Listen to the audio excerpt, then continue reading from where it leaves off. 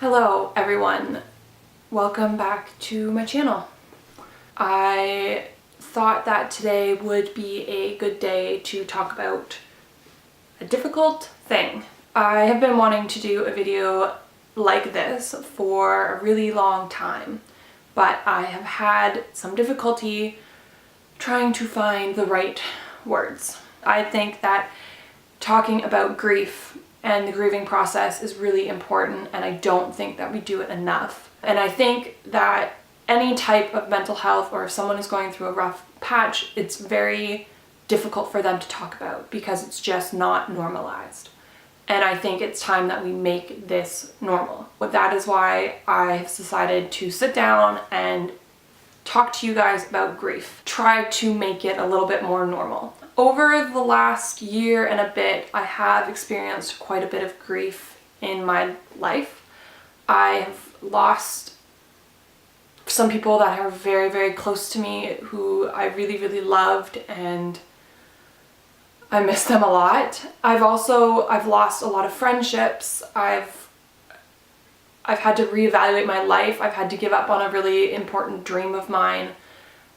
It has definitely been a very intense couple of years. And right now I feel like I have the ability to take a deep breath and to realize what those years have brought me and what I have learned. So I thought I would share with you guys today sort of the lessons that I've learned about grief. One of the lessons that I learned is that there is not one particular type of grief. A lot of times we are taught that grief and the grieving process and anything to do with that deep, achy sorrow that we feel has to come from losing someone. Like that someone in our life has had to pass away. From my experience, that's untrue.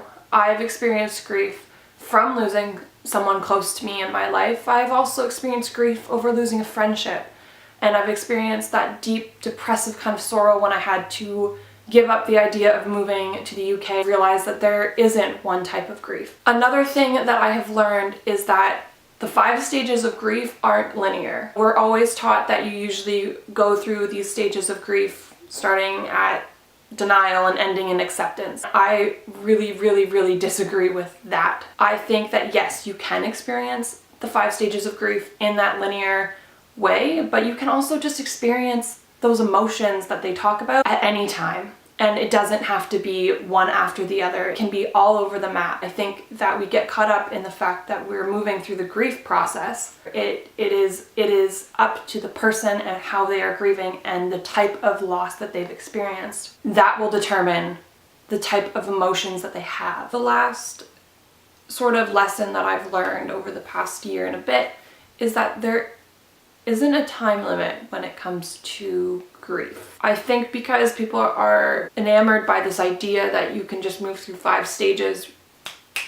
really quickly, that they don't realize that grief can take a really long time to process. There are a lot of times when the hurt won't ever fully heal, and you're going to be carrying around this bits of sorrow with you for the rest of your life. Grief doesn't just last 2 days. It lasts months and years. And it really depends on the type of loss that you've experienced and who you are as a person. I'm someone that it takes a really long time to process emotional distress. So it really depends on who you are as a person. The different grief experiences that you have in your life, you're going to react to them differently. You're going to experience them differently. There's never going to be 2 that are the same. If you are feeling that you've experienced something and it's been a couple of months, it's been a couple of years, and it still really hurts, that's okay. There isn't a time limit. There is no right and wrong when it comes to the grief process. So that's all I have to say in regards to this. And thanks for watching, and I will see you again very soon. Bye.